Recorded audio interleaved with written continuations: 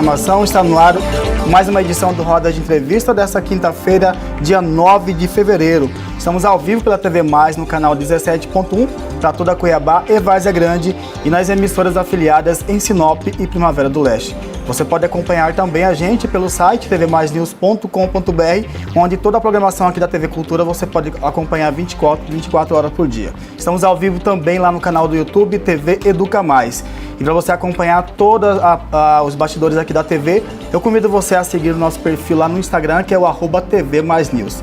E é claro, para você participar enviando perguntas aqui para o nosso entrevistado hoje, você pode enviar através do nosso WhatsApp, que é o 65996218569. Tá aí na tela o WhatsApp. E tem o QR Code também, se você aproximar o celular, você consegue ser direcionado até o nosso WhatsApp.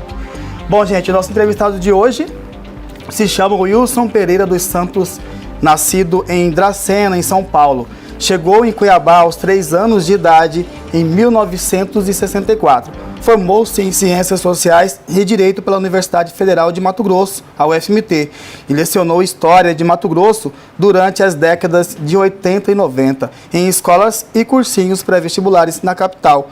No centro do Roda de Entrevista hoje, recebemos o deputado estadual Wilson Santos. E para entrevistar o deputado, nós contamos com a presença hoje de Rafael Costa, que é repórter lá do Hiper Notícias. Seja bem-vindo mais uma vez, Rafael. Boa noite. Recebemos também Jéssica Bachega, que é editora-chefe lá do jornal da Gazeta Digital. Seja bem-vinda pela primeira vez aqui. Boa noite. E também Jardel Arruda, repórter de política lá no portal de notícias Leia Agora. Seja bem-vindo, Jardel, mais uma vez. Boa noite, muito obrigado. Sempre está aqui, né? Seja bem-vindo pela primeira vez também, Jéssica, aqui que está estreando no Roda de Entrevista. Primeira vez, obrigada. Boa noite, deputado. Seja bem-vindo mais uma vez ao programa. O senhor esteve aqui ano passado, exatamente há um ano atrás, o senhor esteve aqui com a gente. Seja bem-vindo mais uma vez. Bom, boa noite a todos. Eu que agradeço, Diego. Cumprimento aqui o Rafael, Tarley, a Jéssica, Jardel, você. E vamos fazer um bom programa, né, aqui, prestar conta do mandato, responder questionamentos. Esse tipo de programa é muito interessante porque o cidadão acaba tendo a oportunidade de questionar e a gente daqui responder. Bom, deputado, eu começo com a primeira pergunta. O senhor acabou deixando a vice-liderança do governo lá na Assembleia Legislativa, né? O senhor pretende adotar uma postura mais crítica nessa nova legislatura? Olha, eu deixei a vice-liderança porque eu não entendo, Diego, ser coerente.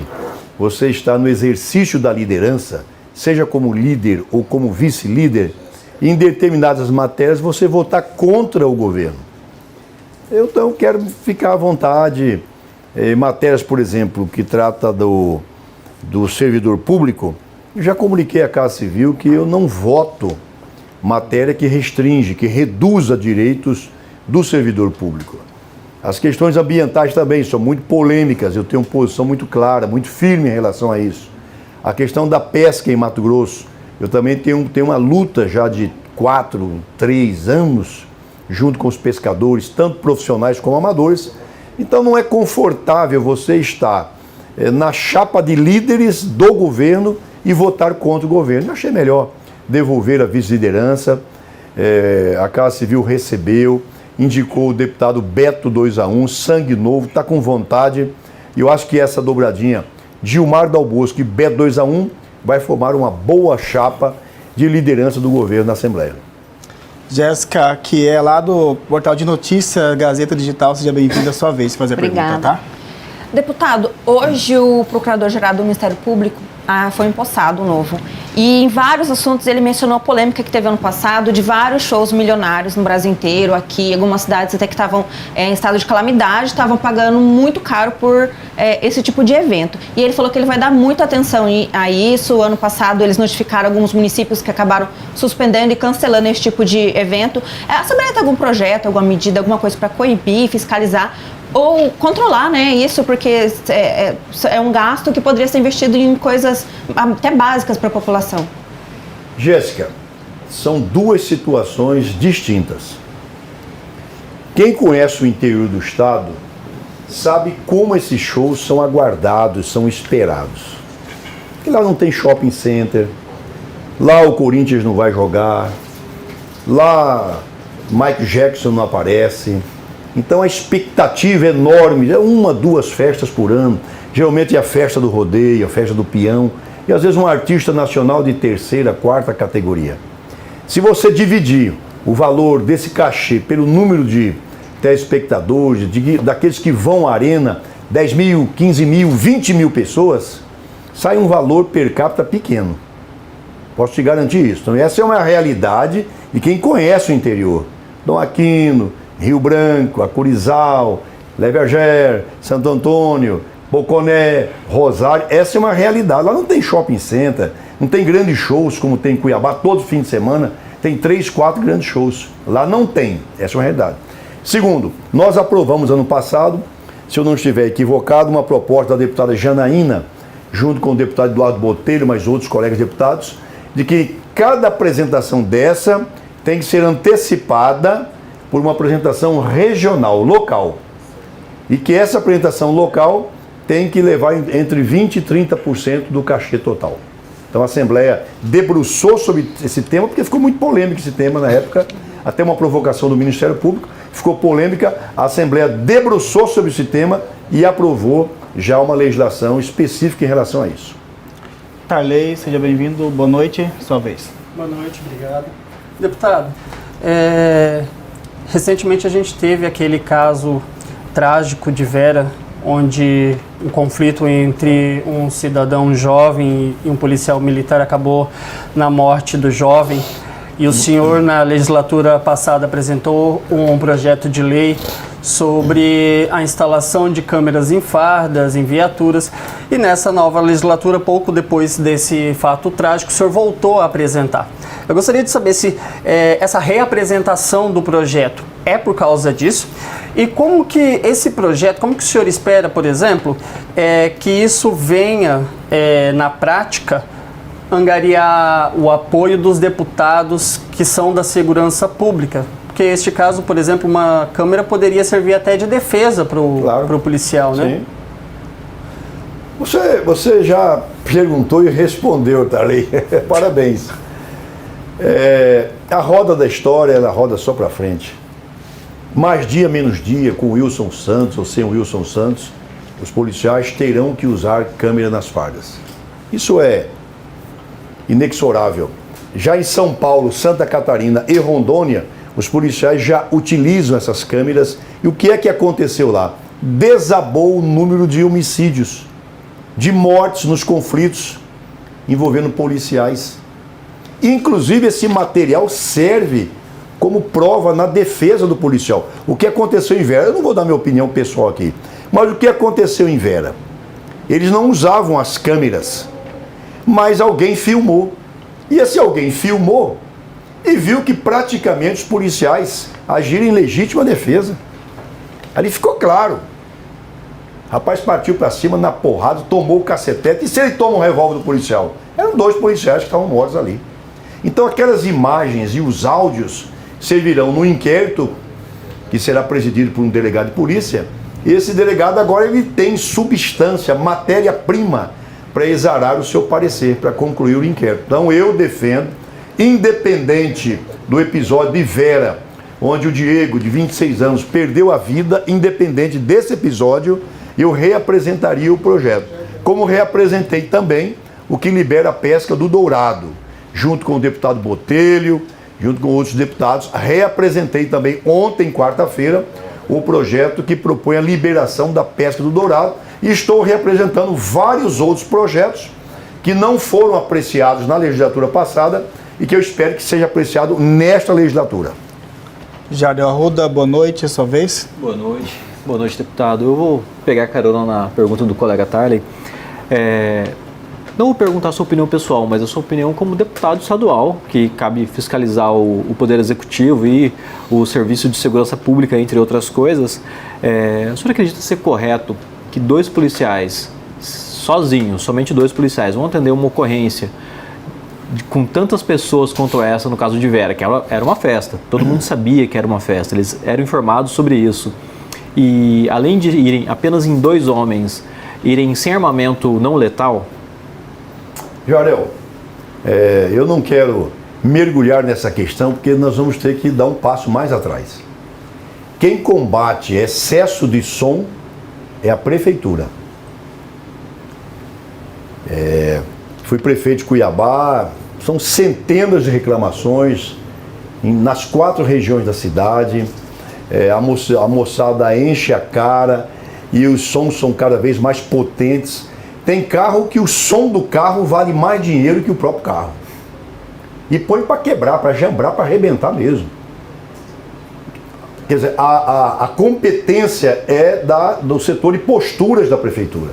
Esse é o setor que, quando você está sendo incomodado, você liga para o setor de posturas. Quando eu passei pela prefeitura, eu deixava alguns fiscais de plantão, nos sábados, domingos e feriados. Então nós tínhamos um plantão, e eu tinha um secretário de dia, eu criei essa figura similar ao oficial de dia do Exército. Então não tinha um sábado, um domingo, de manhã, à tarde, de noite, madrugada, que não tinha um secretário de plantão.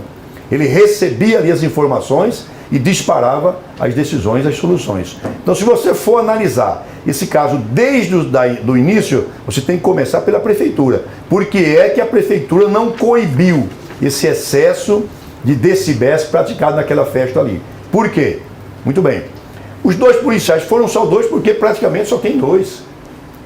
Praticamente só tem 2, 3, 4. São turnos de 24 por 72 horas. Alguns estão de férias, outros estão de licença-prêmio. Enfim, foram 2 porque basicamente é 2.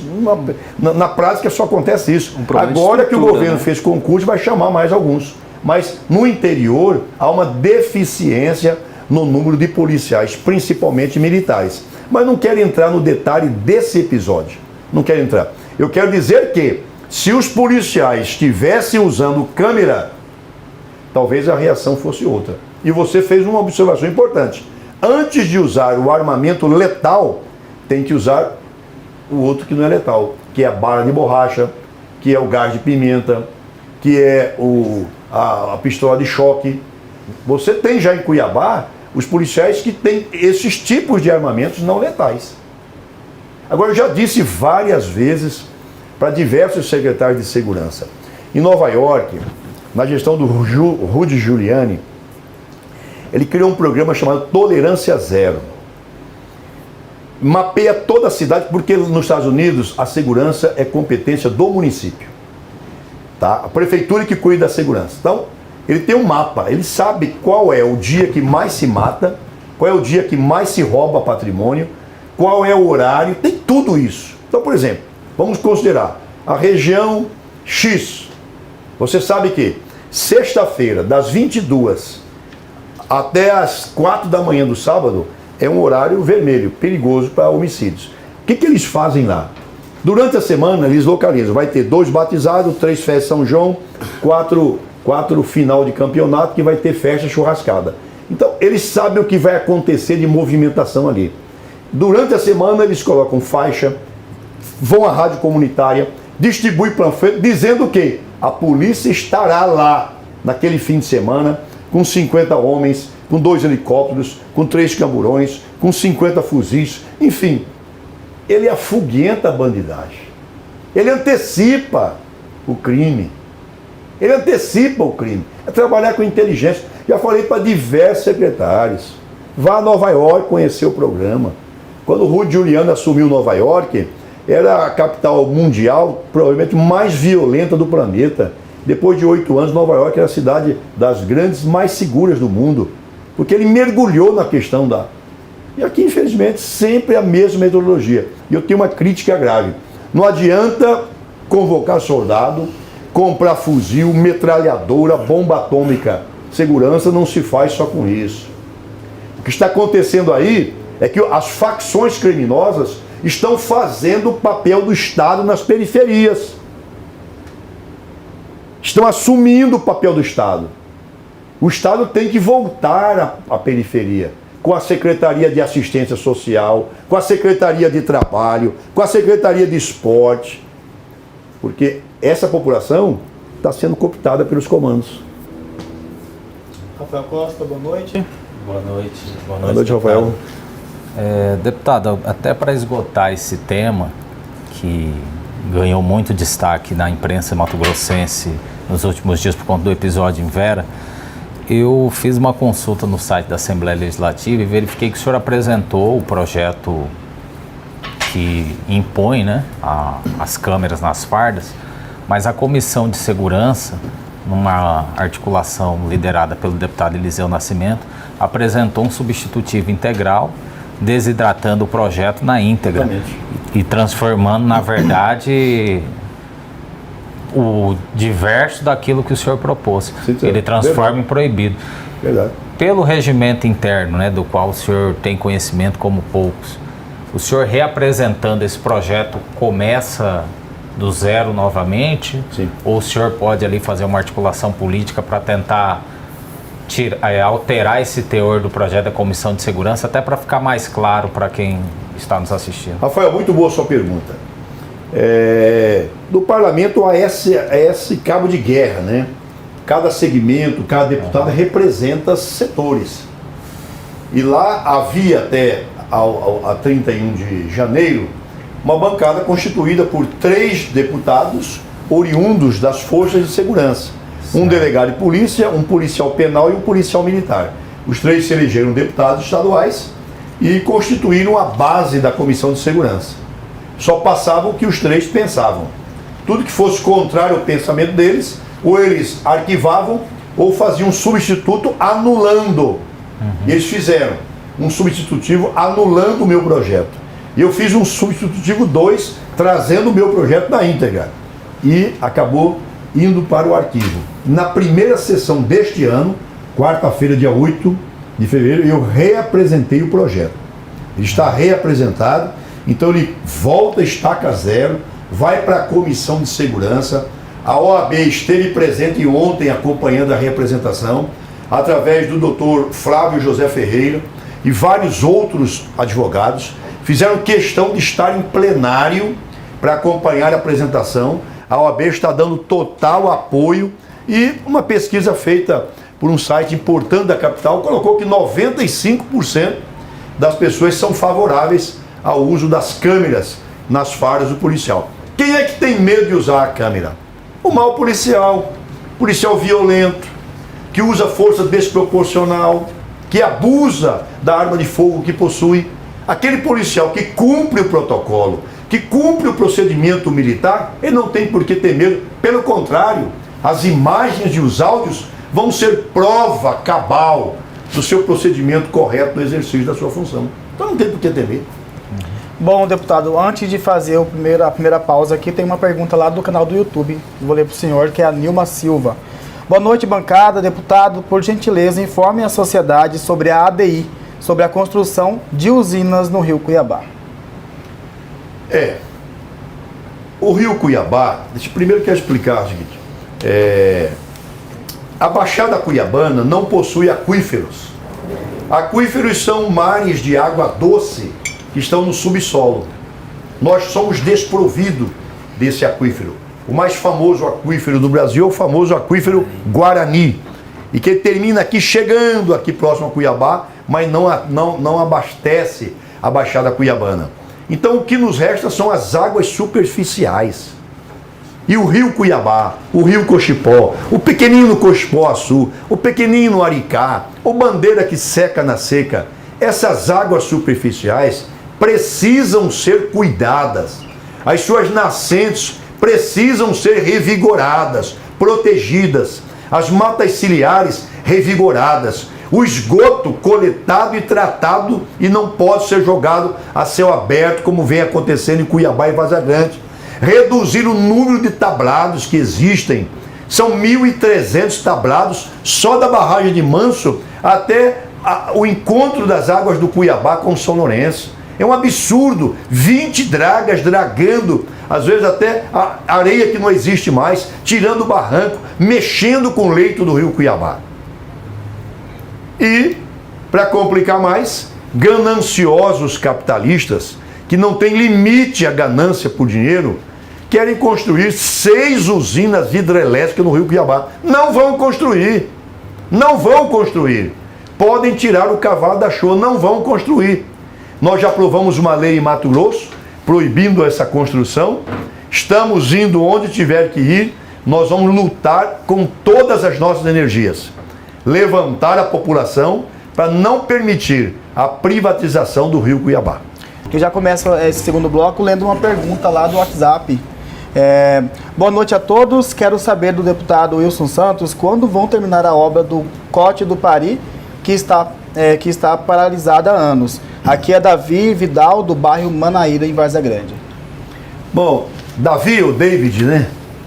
Muito obrigado pela sua participação, querido. Essa é uma pergunta que eu não consigo responder. Essa obra era para ser inaugurada no primeiro semestre de 2014. Era o centro oficial, né, de treinamento para as seleções. 6 seleções que jogaram aqui 3 ou 4 jogos da Copa do Mundo. Cuiabá foi uma das 12 sedes da Copa do Mundo 2014. E eu não consigo responder, amigo. Essa obra começou por volta de 2012. Nós estamos em 2023, passaram-se 11 anos. E eu não sei te responder quando vão terminar o Código Paris, se é que vão terminar com esse formato. Porque há muita especulação de que vão passar para a Polícia Militar, para o Corpo de Bombeiro, vai tornar-se uma escola.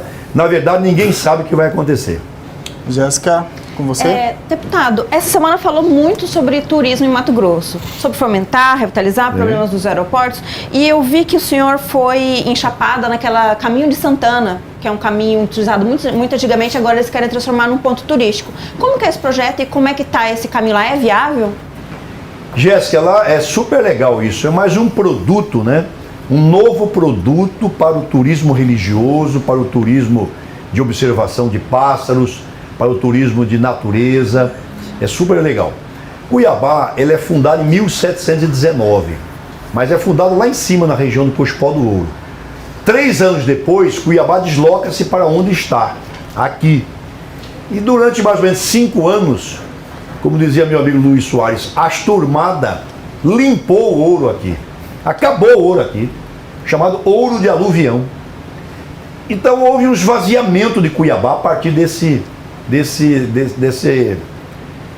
fim da atividade aurífera aqui. Parte da população voltou para São Paulo, parte subiu a serra e fundou Chapada, com o nome de Comunidade Santana.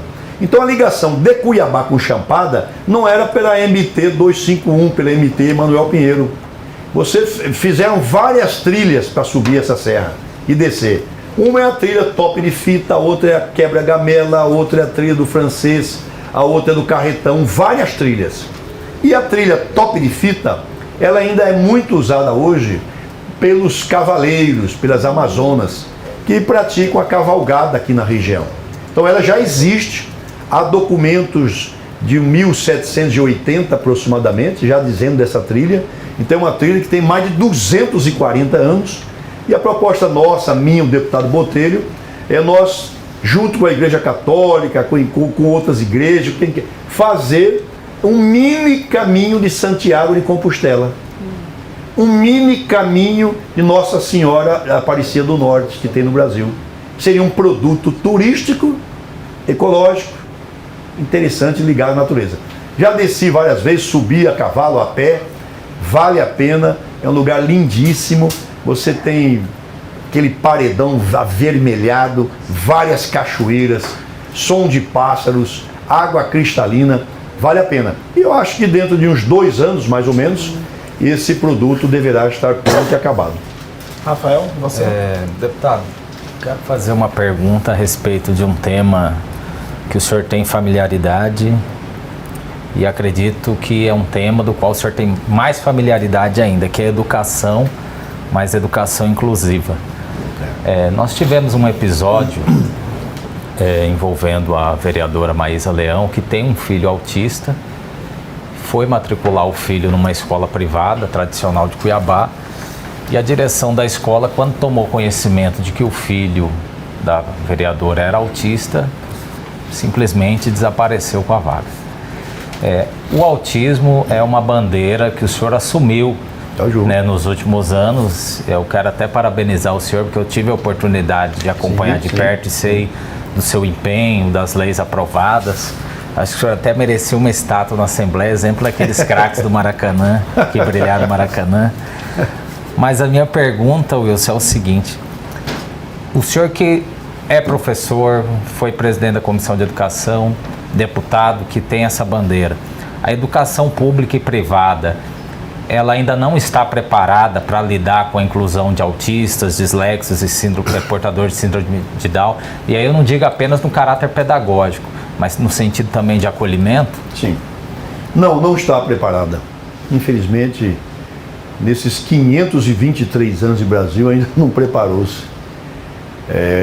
Nem a educação privada, nem a pública estão preparados para fazer o acolhimento, para fazer o diagnóstico e dar material didático, capacitar o corpo docente, capacitar os servidores para conviver com essas crianças. Não está. Há 2 semanas eu visitei aqui em Várzea Grande uma unidade do CAMP. CAMP é uma empresa privada que veio de Porto Alegre, Rio Grande do Sul, que faz o diagnóstico de crianças suspeitas com síndrome de Down, de autismo, dislexia e outros distúrbios neurológicos.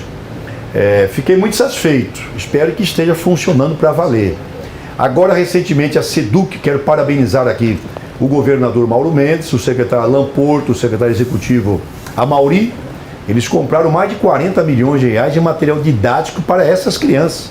Provavelmente é um dos primeiros estados do Brasil a ter esse olhar para essas crianças diferenciadas.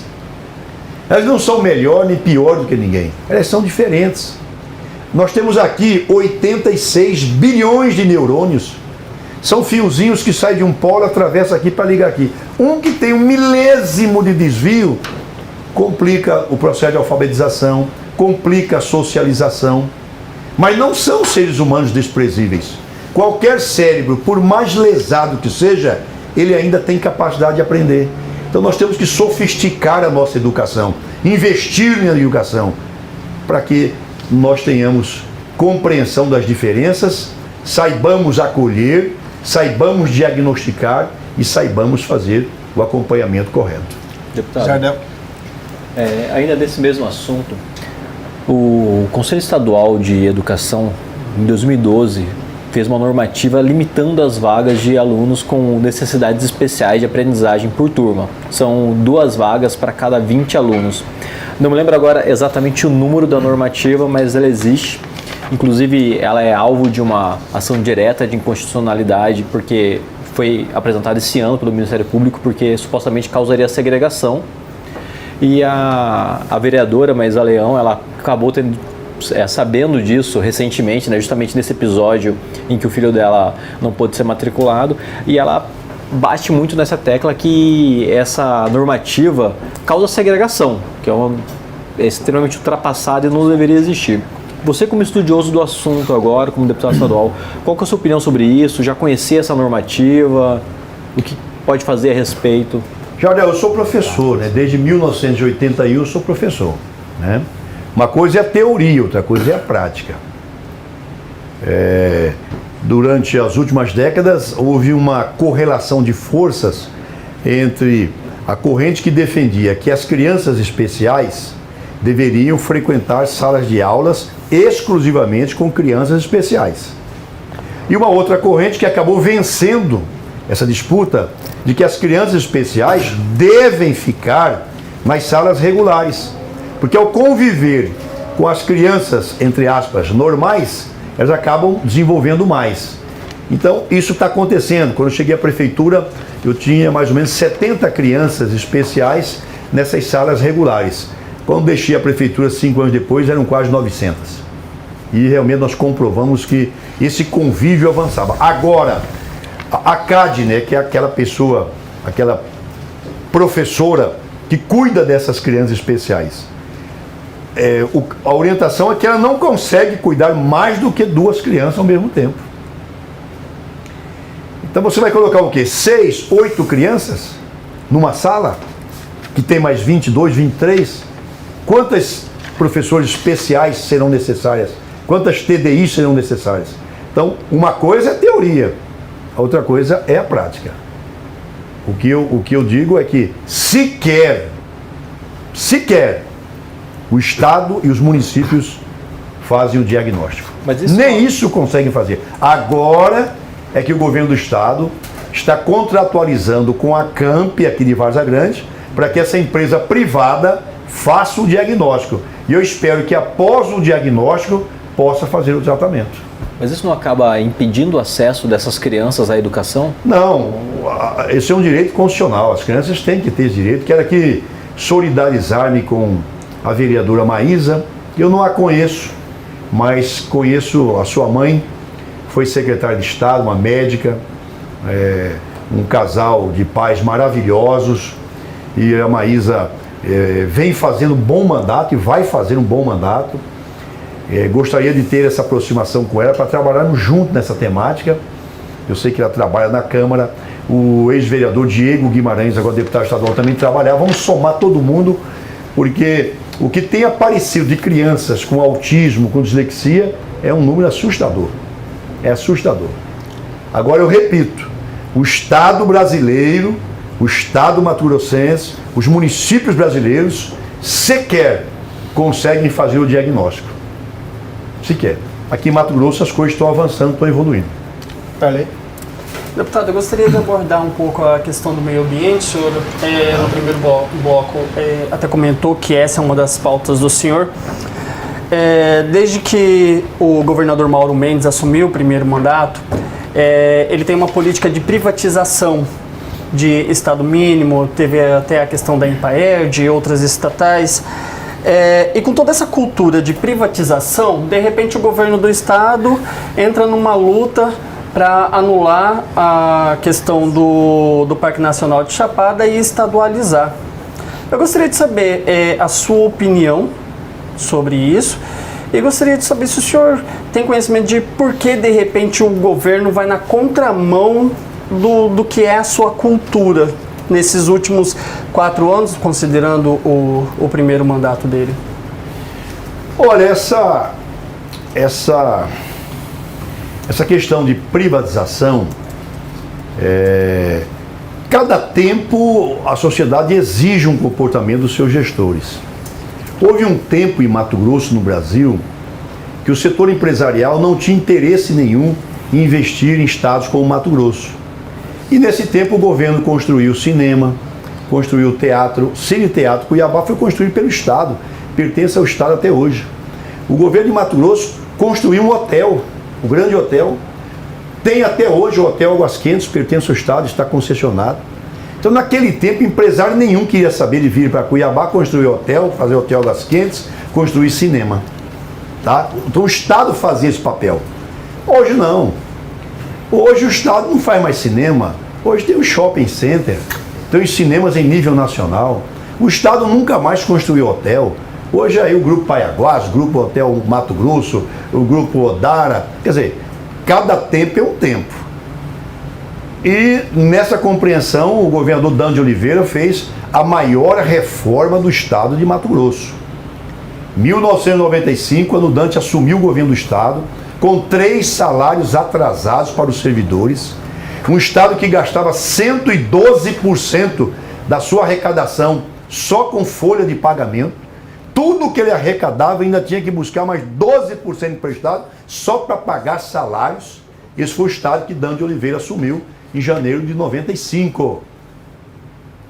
E ele então teve um choque de realidade e resolveu fazer a maior reforma da história de Mato Grosso, desde a criação de Mato Grosso em 1748.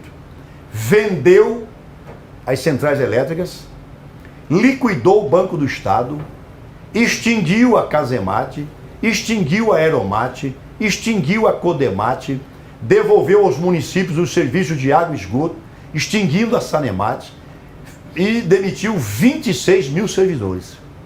Quando termina o mandato, Dante entrega a Mato Grosso bicampeão nacional de crescimento, salários em dia, e o estado que mais proporcionalmente arrecadava investimentos nacionais e internacionais, campeão nacional em produção de algodão, salta de 4% para 70%, campeão de soja, estava viabilizado o Mato Grosso.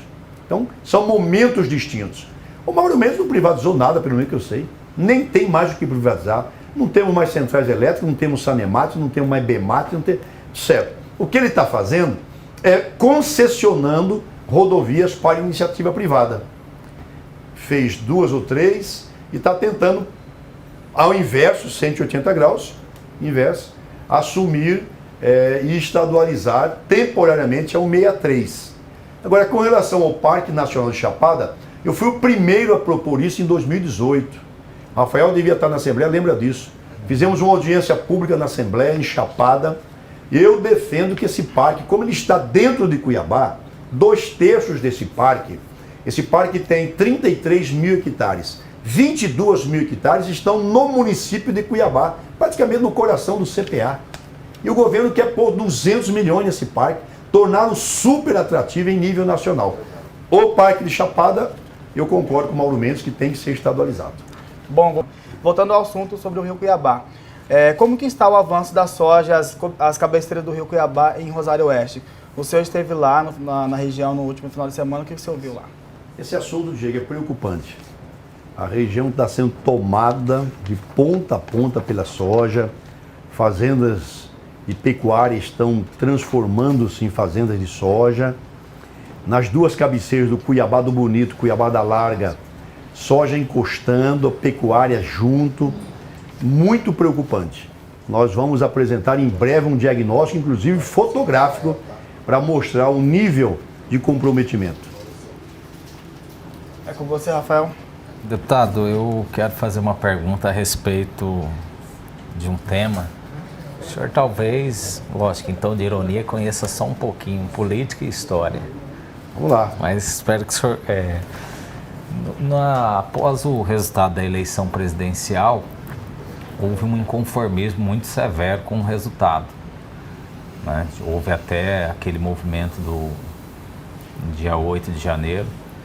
O senhor que conhece a realidade do Congresso, né, é um estudioso da história, sabe muito bem da trajetória política do Brasil.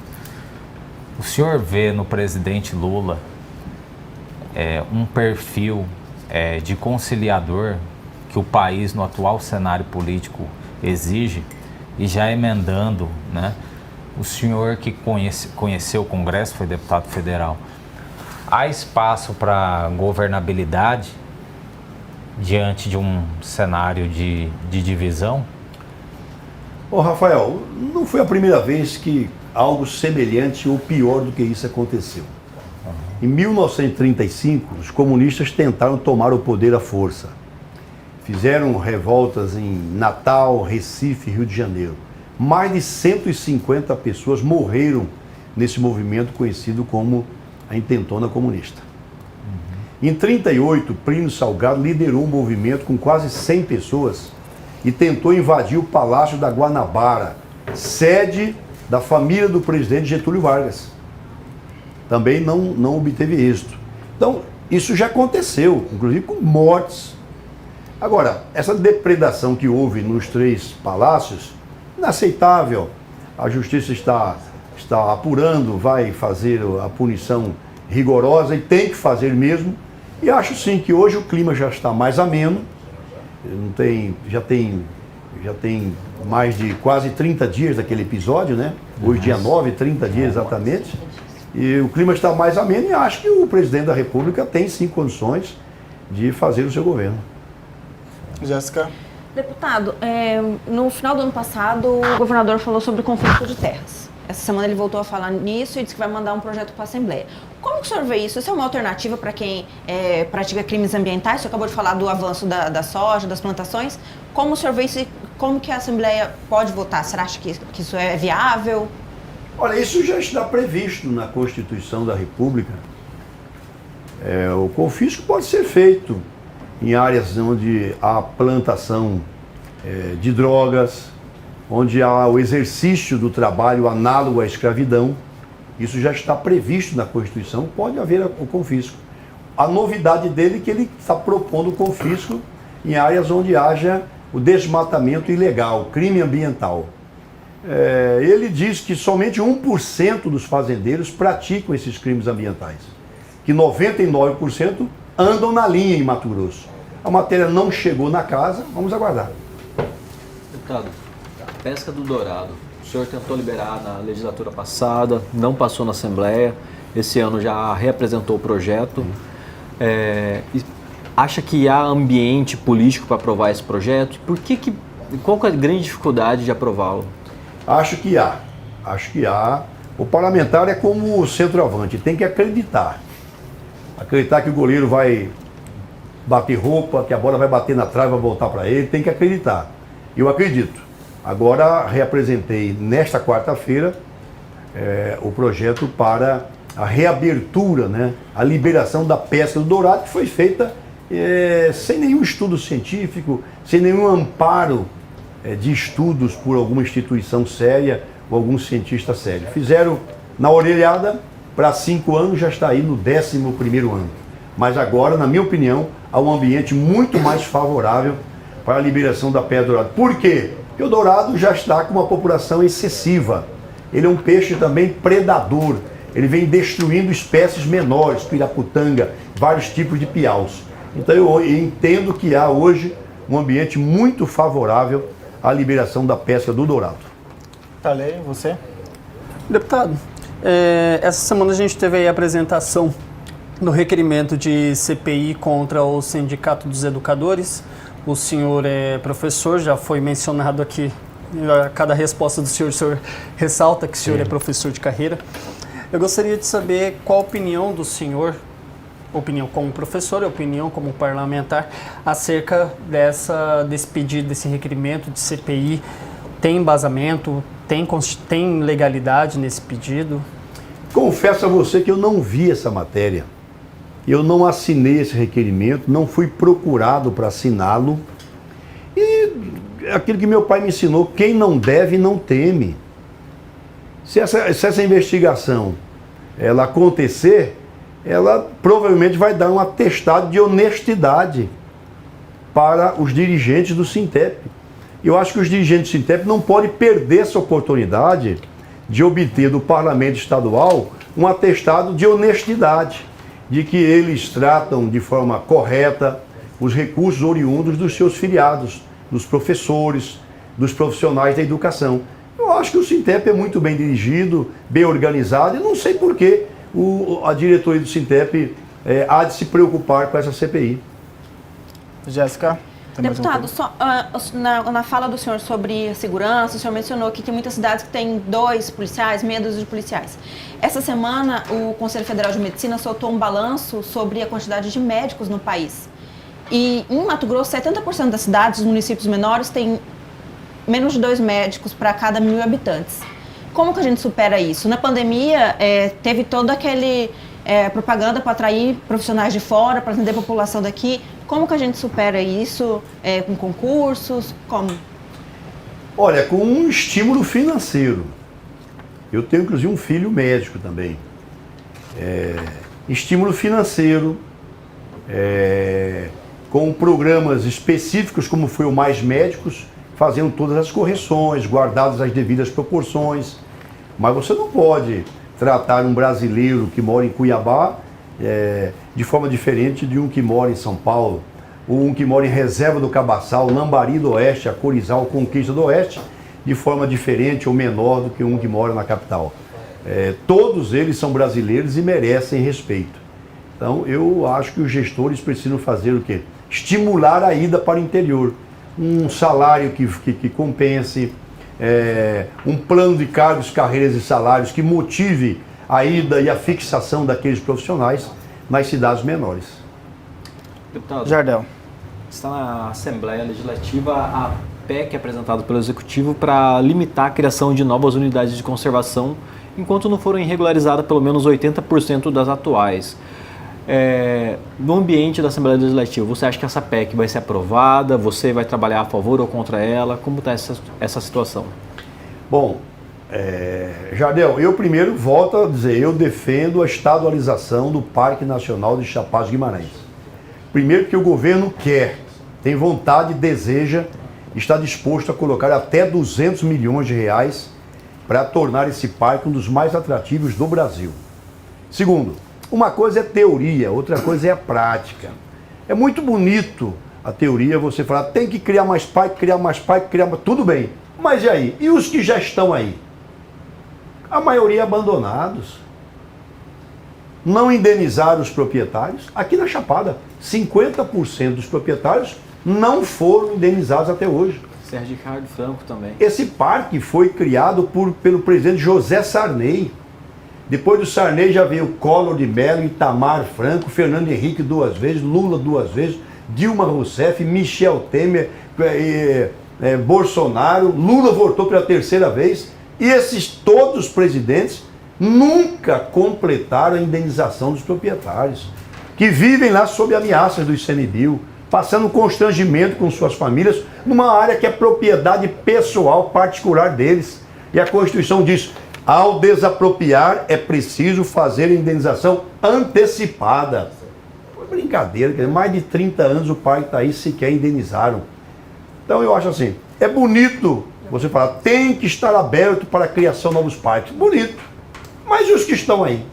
Então, vamos fazer mais filhos. Você está conseguindo cuidar desses 3, 4 que você tem aqui? Você vai fazer mais filhos? Mas acredita então que vai ser aprovada a PEC? Que esse é o ambiente hoje? O governo tem pelo menos 20 deputados.